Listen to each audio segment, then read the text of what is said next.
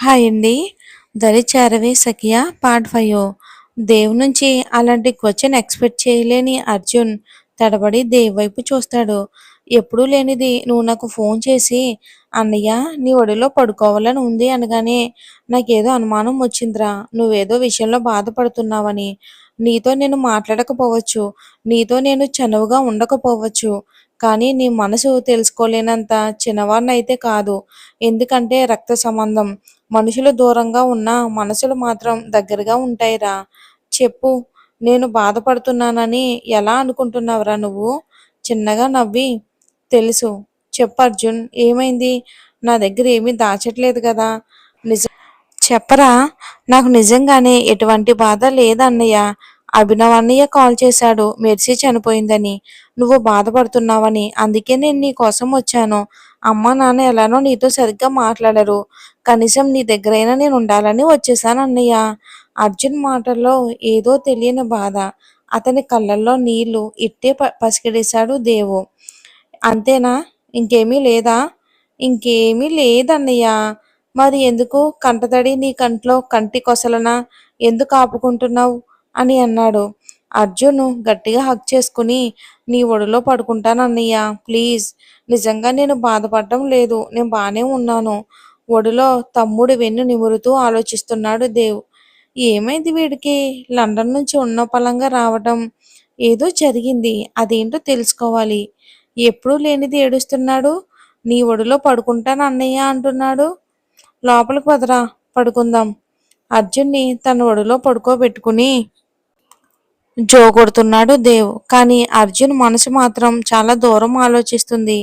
అన్నయ్య కనులు తెరవకుండానే, చెప్పరా, మనం ప్రేమించే వాళ్ళ మనసులో వేరే ఎవరికైనా స్థానం ఉంటే అది నిజంగా చాలా బాధగా ఉంటుంది కదన్నయ్య. ఏరా, ఎవరినైనా ప్రేమించావా అర్జున్?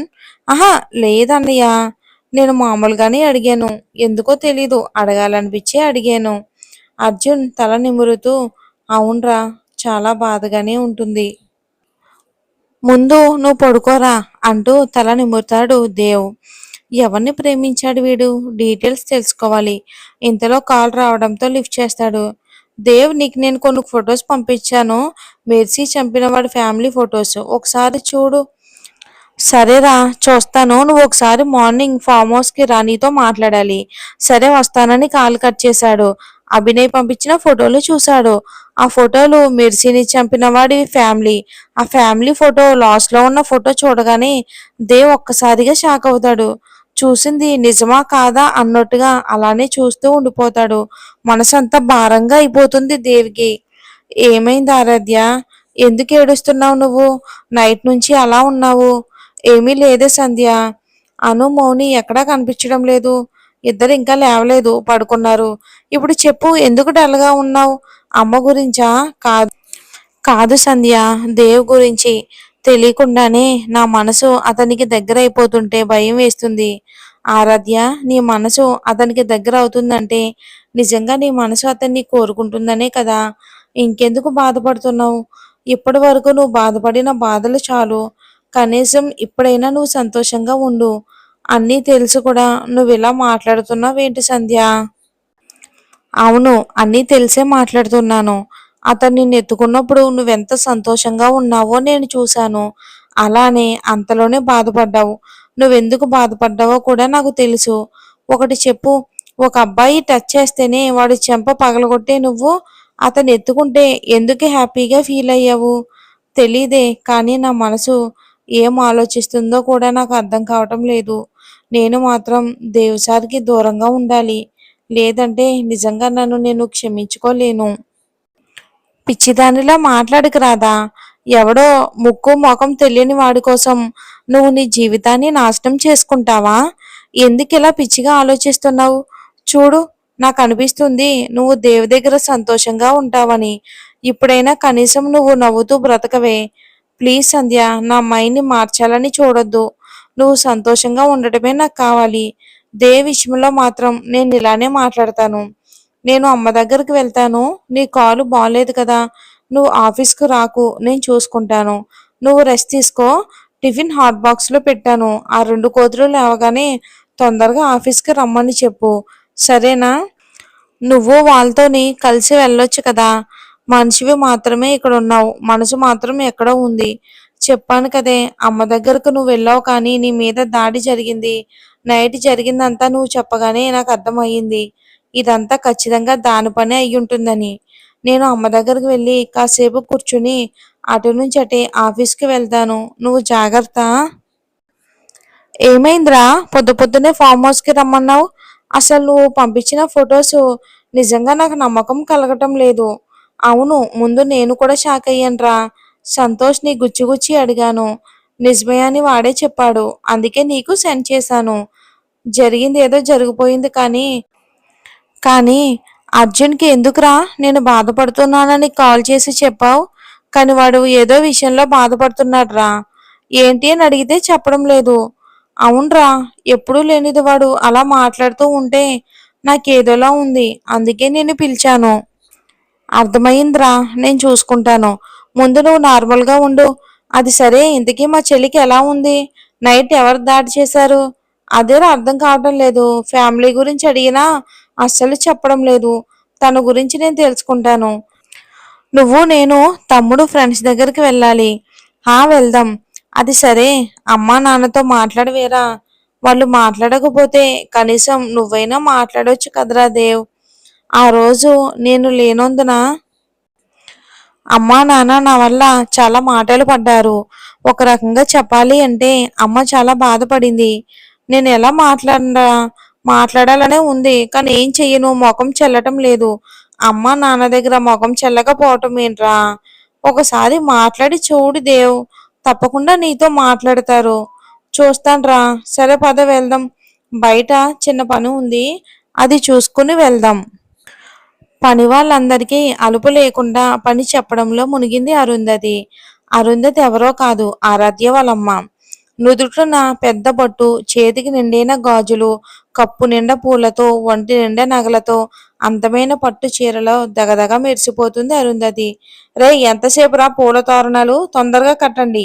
ఈ రోజు నా కూతురు వస్తుంది, కానివ్వండి త్వరగా. అరుంధతి కూతురు కోసం ఎంత చేస్తున్నావు? మరి దూరంగా ఉన్న కూతురు కోసం ఆలోచించవా? ఆలోచించాల్సిన అవసరం వచ్చినప్పుడు ఆలోచిస్తాను. ముందు మీరు పక్కకి జరగండి అంటూ భర్త నుంచి తప్పించుకుని కోపంగా విసురుగా లోపలికి అడుగులు వేసుకుంటూ వెళ్ళిపోయింది. అరుంధతికి ఇద్దరు కూతుళ్ళు. ఒకరు ఆరాధ్య, ఇంకొకరు విద్య.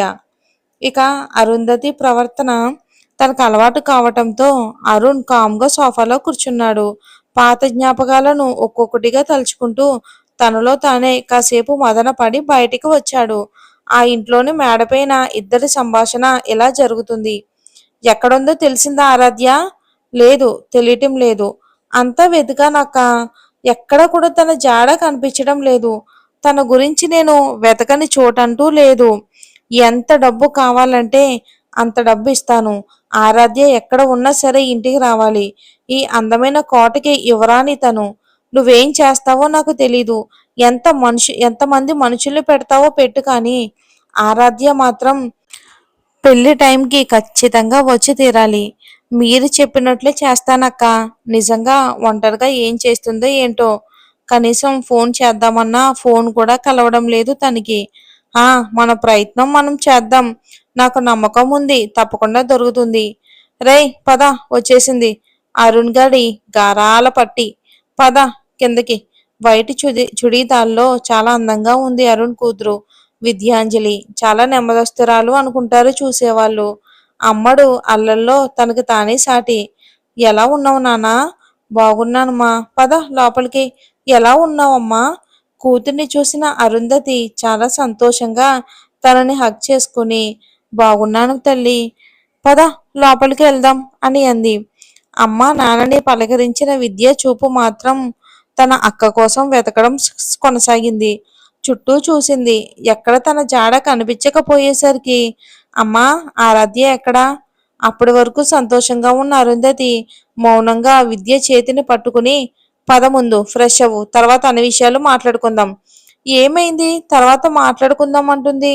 నేను లేకుండా ఏమైనా జరిగిందా? ఎప్పుడు వచ్చినా అక్కే నన్ను ముందు పలకరించేది. అలాంటి అక్క ఏమైంది? ఇంట్లో తన జాడ కూడా లేదు. బయటికి వెళ్ళిందా? అర్జెంటుగా ఫ్రెష్ అవి నాన్నతో మాట్లాడాలి అక్క గురించి. నాకెందుకో భయంగా ఉంది అని అనుకుంది మనసులో విద్య. ఇక హాయ్ శ్యామ్, ఎలా ఉన్నావు? శ్యామ్ అర్జున్ ఫ్రెండ్.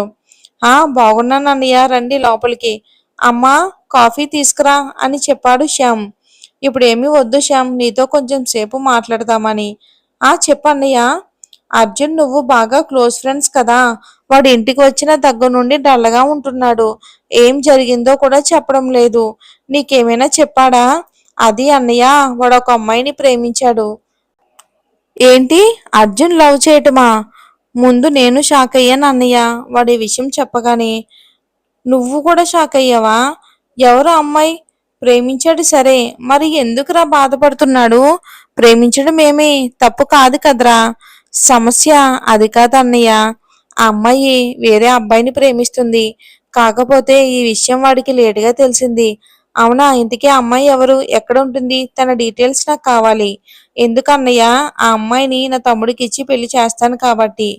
మొదటిసారి నీ ఒడిలో పడుకోవాలని ఉంది అన్నయ్య అని అన్నాడు. అన్నయ్యని కదా, వాడు బాధ నేను చూడలేకపోతున్నాను.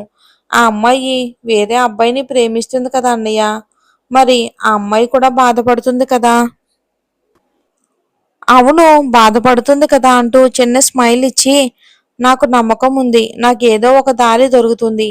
ఇంతకీ అమ్మాయి పేరు విద్యాంజలి అన్నయ్య. అవునా? ఒకసారి డీటెయిల్స్ చెప్పు, అలాగనే తన ఫోటో ఉంటే చూపించు. ఒక్క నిమిషం అన్నయ్య, తన పిక్ ఒకసారి అర్జున్ సెండ్ చేశాడు. ఇదిగో నా ఫోన్లోనే ఉంది అంటూ ఫోటో చూపించాడు. ఫోటో చూసిన దేవికి ఒక్కసారిగా మైండ్ బ్లాక్ అయ్యింది. ఈ అమ్మాయి విద్యాంజలినా? అవునన్నయ్య. ఏమైంది? ఎందుకు అలా అడుగుతున్నావని అన్నాడు. విద్యాంజలి ఎవరు? ఆరాధ్య చెల్లెలు. మరి చూద్దాం, అన్న తమ్ముళ్ళిద్దరూ అక్క చెల్లెల్ని చేసుకుంటారో లేదో. మరి విద్యాంజలి వేరే అబ్బాయిని ప్రేమిస్తుంది కదా. మంచి ట్విస్ట్లు ఉంటాయి స్టోరీలో, ఎక్కడ మిస్ అవ్వద్దు, డైలీ ఫాలో అవ్వండి.